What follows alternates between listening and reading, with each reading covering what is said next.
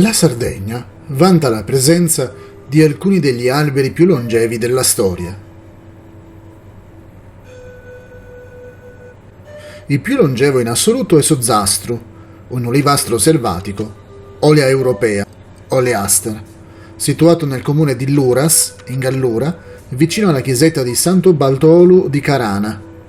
Secondo stime dell'Università di Sassari, ha un'età compresa fra i 2500 e i 4000 anni.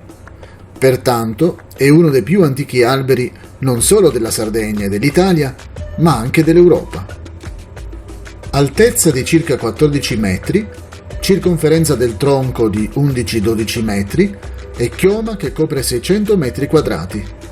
Dichiarato monumento naturale nel 1991, è incluso fra i 20 alberi secolari italiani da tutelare.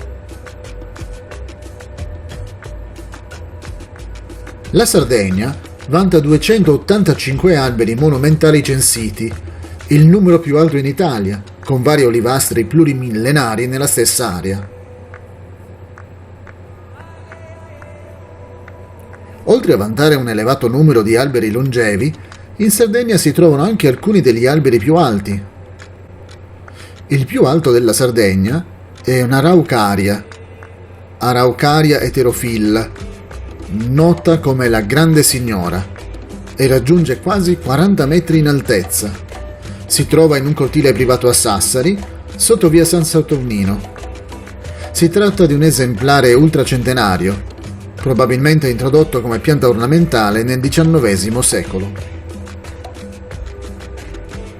Alto circa 40 metri, con una chioma imponente che domina l'area circostante. È considerato un albero monumentale per le sue dimensioni eccezionali in un contesto urbano. Fra gli alberi autoctoni spicca la roverella di Morgongiori, alta quasi 18 metri e millenaria. Il tasso di Matari a Urzulei, finalista in concorsi arborei, è imponente, ma non supera queste altezze. La Sardegna custodisce numerosi patriarchi vegetali, spesso vincitori di premi come l'Italian Tree of the Year.